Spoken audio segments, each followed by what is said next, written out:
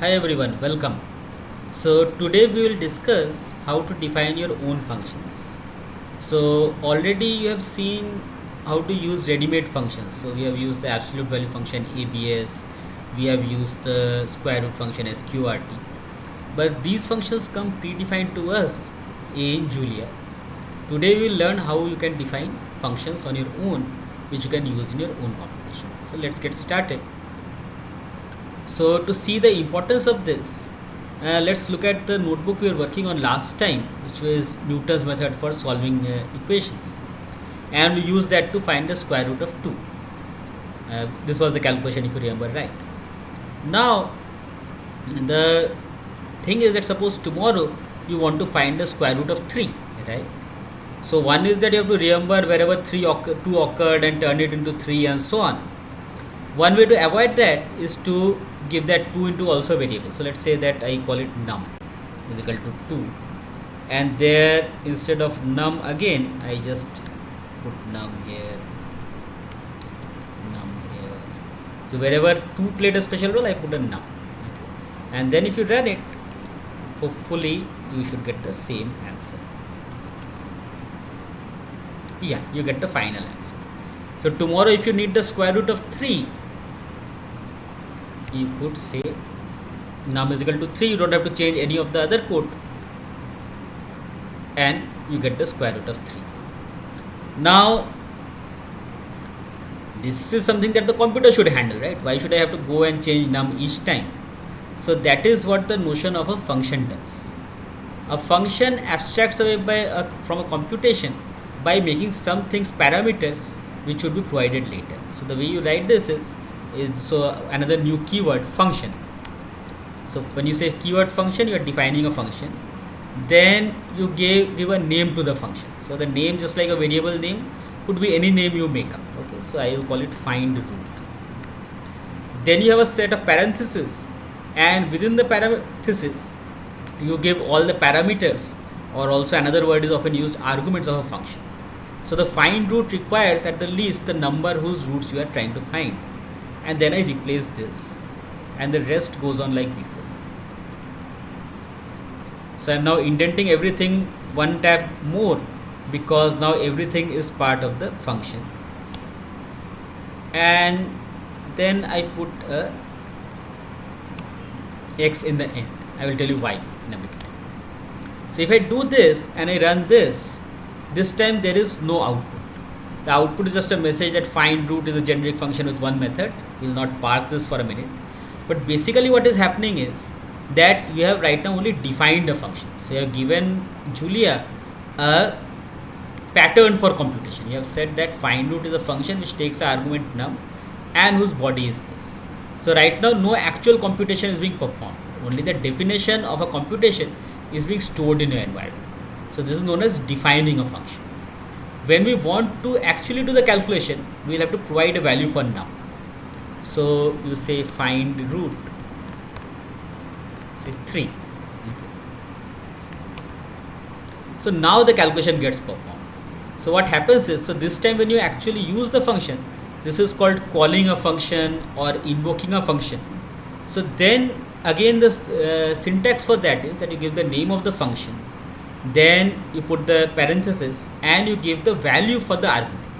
So you give the value for the argument num. So when you execute when you evaluate such an expression, what happens is that now Julia goes to its stored definition of find root function, creates an environment for it where num has the value 3, right, and then executes the whole body. So we did not define anywhere here num is equal to something. So that definition happens when you call the function find root with a certain value of num. So then num gets assigned to that variable, and then the whole execution happens and you get the result. Okay. So you will see here there is an outline, just as there is an outline with the built-in square root function. So what is the value of the function? So when you execute the function, the result you get is the final expression, here x. So the result of the function is the final expression in the body of the function. In fact, most general use functions should not be producing any output at all. So what we do here is, let me remove the print statements from the definition. So when you change the definition of a function, don't forget to execute it again. If you don't execute the definition, Julia remembers the old definition, not the new one. So that's a very common source of errors. So I've redefined my function and I re-execute my definition. Now if I say find root 3, there are no print statements, but the find root still has a value. The value is the last expression, which is x. So when you end this loop here, if you remember Newton's method from last time, then you have a x which you think is a very good approximation to the square root. So therefore I keep that as the last expression. So whoever called the function gets this as the answer of their calculation. Right? And now I can repeat this calculation with any number I like. So I can again do the square root of 2, right? And I get the answer. The importance of this is that this function call find root 2 is an expression which can be combined with any other expression. So I can say find root 2 plus 5. So find root 2, or let's say find root 4. I myself can't remember the square root of 2. So find root 4 would be approximately 2, because find root is only approximate root finding procedure. So it will give you 2, then that's added to 5 and you get the answer 7. So then one of the benefits of using function is that you can combine more functions. So you can combine find root with find root. So you can say find root 4. So the root of 4 is approximately going to be 2. Then that's again fed back into find root, and the root of that is approximately the root of 2. Right? So the function is like a building block from which we can build bigger and bigger expressions. Right? So just to go over this again, what is the definition of a function? The definition of a function starts with the keyword function, name of the function, parenthesis, and arguments. There can be more than one argument inside the parenthesis, right? And then you have the body of the function. The last expression in the body becomes the value of the function, and then you have the keyword end. Right? The body of the function can be some more or less complicated calculation. And the result of that is that whenever you call the function,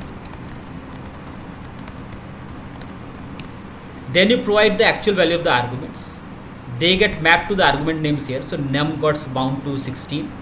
Then the body is calculated out. So the body depends on num. So each time you call find root with a different value, the body executes differently. And then the final expression becomes the value of the result. Okay. Now there is another important role that functions play. So let me delete these extra things. And let me restart the kernel and run it, because I want to show you something interesting.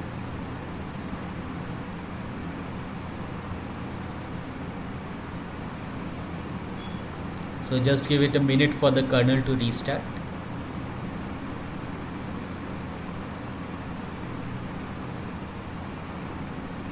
And now let me run everything. Has the kernel restarted? Yeah, now it's ready. So now I shall run all the cells. I get the same answer, but what happens if I ask for the value of x? It says under var error x is not defined. What happened? What happened was that when you call the function, a new environment of variables is created for the body of the function, and when the function ends, that environment is thrown away.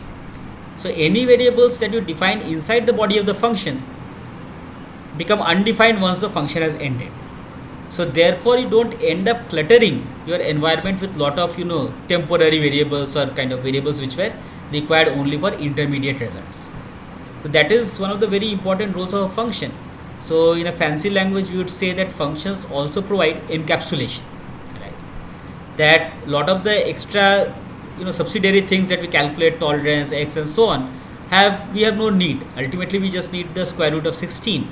So having them in the body of the function means that they don't come and clutter up your top level environment in which you are interacting with Julia, right? All of that gets thrown away and only the final result comes back to us. So this is also going to be a very important use of functions, and which is why you should use functions. That often you have intermediate results in calculation which have no need, so no point cluttering up the environment. Put everything in a function and just keep the final result. So that is another important use of a function. Now find root function has one flaw, that this tolerance parameter is hard coded into it, 1 into 10 to the power of minus 10. But the user of a function may actually care about the tolerance, right? Because the higher the tolerance, the better the approximation you get. But on the other hand, the higher the tolerance, more calculation is required to actually find the square. So the user may have a trade-off of their own in mind. They may want approximate answer, so they will give a low tolerance, get a quick answer, or they want a very accurate answer, so they will get a high tolerance, and then they are ready to wait long.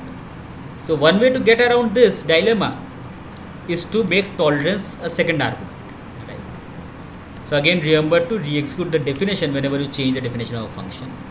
Now if I call it like this, there will be an error. What is the error, by the way? Point is, tolerance is still defined in my environment. Wait a second.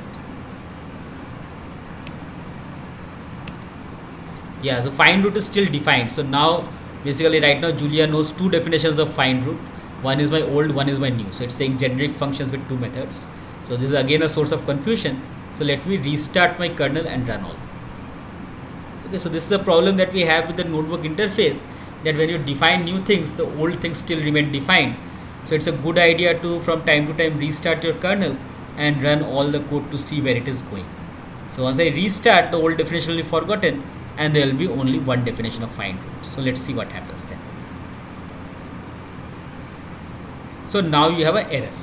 So the error becomes a bit complicated because Julia has support, as we saw, for two definitions of the same function find root.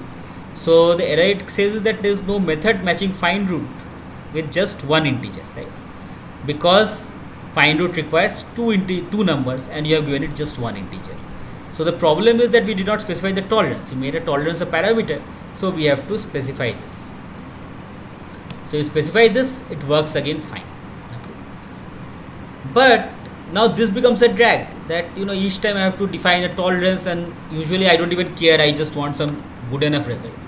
So Julia has a solution for this also, that you can give default values to parameters. So you give a default value to tolerance. So let me restart and run all again. So now the user has a choice. So user of your function, if they are happy with your default value, they will not give the tolerance. If they are not happy with your default value, then they will give a tolerance, and then they can control the calculation more accurately. So in fact, a lot of the built-in functions in Julia also have default parameters like this. So if you want very high level of control, you specify the value of the parameter. If not, you do. So now I can call find root with just one, and the default tolerance will be used. But say I am in a hurry and I don't require so much accuracy, so I give a very low value of tolerance. So I get a quick result and a bad result. Or I want a very accurate result, I don't mind a little extra time, so I give a very small value of tolerance, so I get exactly full. So now you have given your user, so you as the programmer who has developed find root has some notion of what's a reasonable tolerance.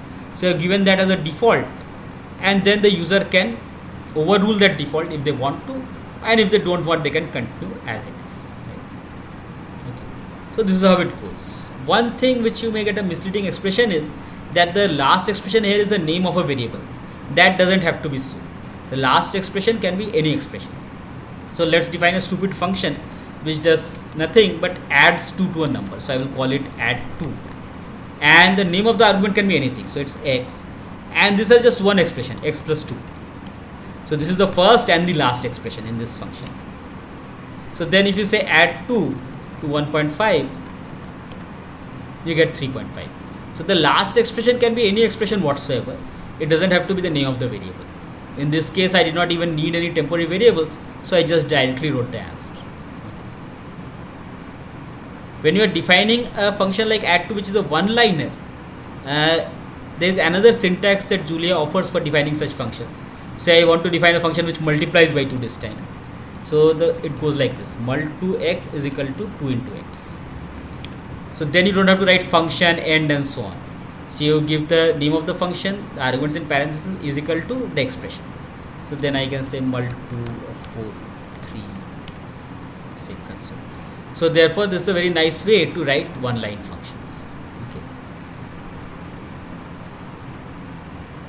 So that's all about functions. So we'll stop here for today and then continue next time. Thank you very much.